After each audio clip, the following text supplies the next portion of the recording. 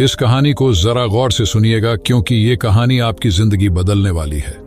आजकल 12 से 25 साल के नौजवानों को इतनी चिंता हो रही है कि चिंता की वजह से उनका किसी भी काम में मन नहीं लग रहा। वो हमेशा परेशान ही रहते हैं। ना तो वो अंदर से खुश होते हैं और ना ही उनके अंदर कार्य करने की शक्ति है। फिर भला उन्हें कामयाबी कैसे मिलेगी?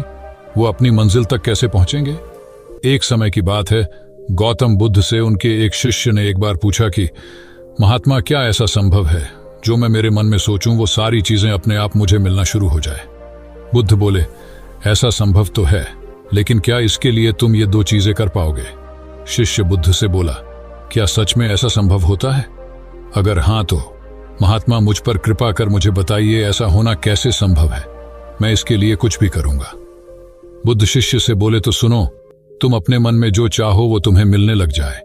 इसका पहला उपाय यह है कि तुम्हें अपने मन को अपने नियंत्रण में लाना सीखना होगा।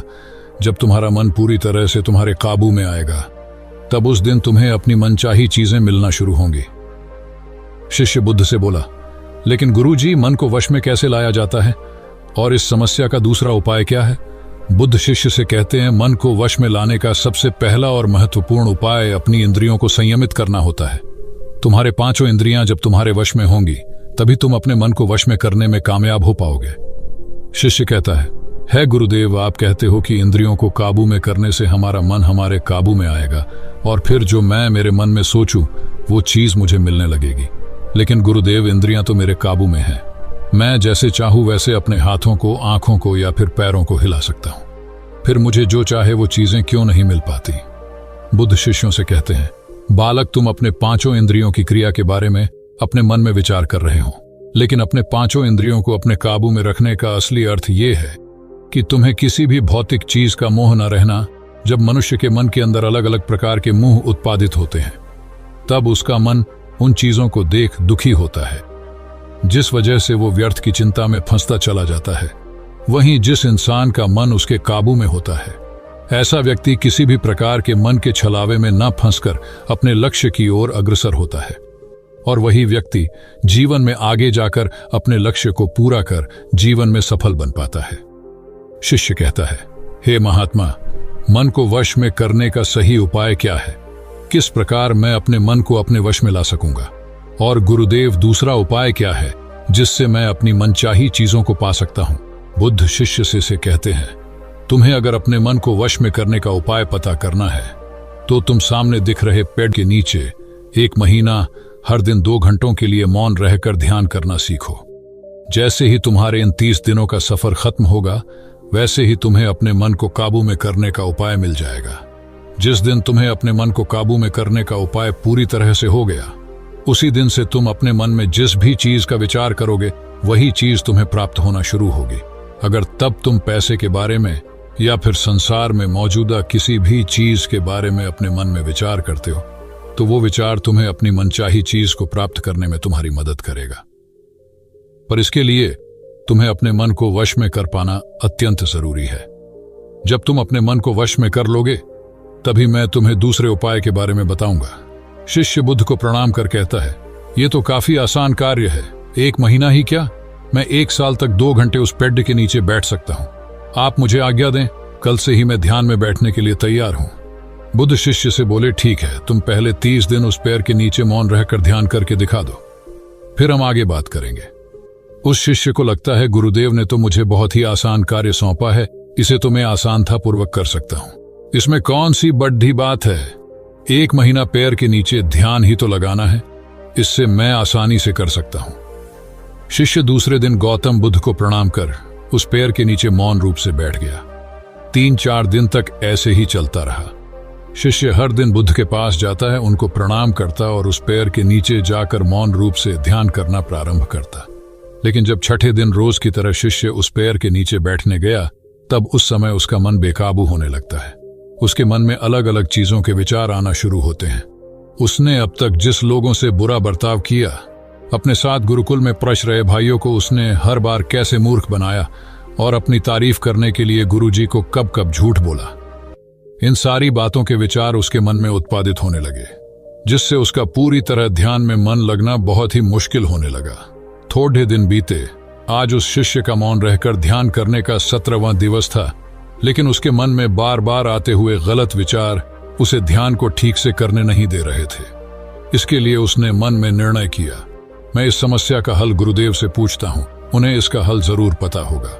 18 वे दिन उसके मुंह पर आ रहे भाव देखकर बुद्ध पहले ही समझ चुके थे कि आज ये सिर्फ प्रणाम करने नहीं है, अपितु किसी समस्या का हल पूछने आया है।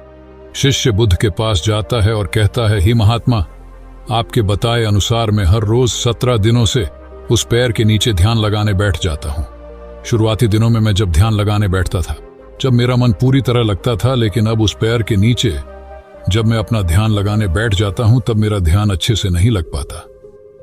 मेरे मन में अलग अलग प्रकार के विचार आते हैं। जो विचार मुझे आते हैं उनके बारे में सोचकर मुझे अपनी सोच के ऊपर गुस्सा आने लगता है। मैंने अपने गुरु भाइयों के साथ कितना गलत किया, कितनी ही बार मैंने आपसे प्रशंसा के खातिर झूठ बोला।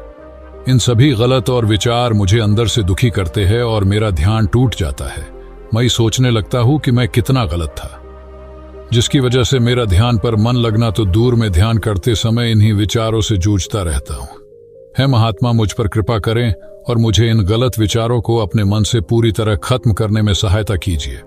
बुद्ध शिष्यों से कहते हैं, तुम्हें जब मैंने पहले दिन मौन रहकर पेड़ के नीचे बैठने के लिए कहा था, अब तुम्हारे मन में किसी भी प्रकार के विचार नहीं आ रहे थे, लेकिन अब 18 दिन बीतने के बाद तुम्हारे मन में अपनी गलतियों के विचार उत्पादित हो चुके, जिसका कारण एक ही है।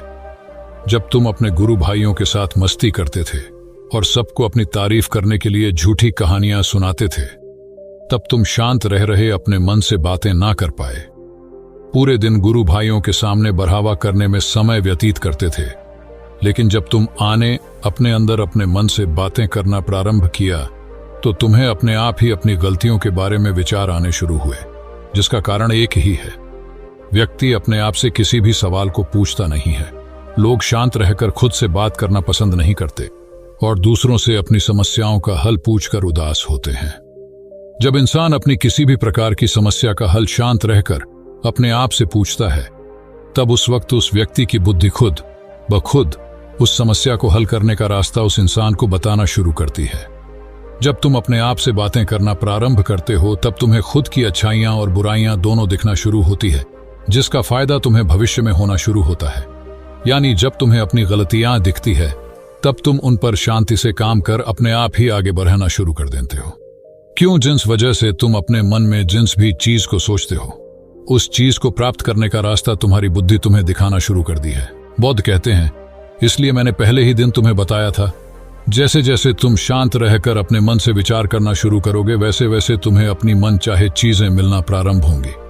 बुद्ध शिष्य से बोले, गुरुदेव, आपने मुझे दूसरा उपाय बताने का भी वादा किया था। मुझे लगता है वो उपाय इससे आसान होगा। कृपा कर मुझे दूसरा भी उपाय बताइए। बुद्ध शिशु को बोले, मैं तुम्हें दूसरा उपाय तुम्हारे 30 दिन पूरे होते ही बता दूंगा। शिष्य बुद्ध को निराशा भरी नजरों से देखता है और वहां से चला जाता है। थोड़े दिन बीतते आज उस शिष्य के 30 दिन पूरे हो चुके थे।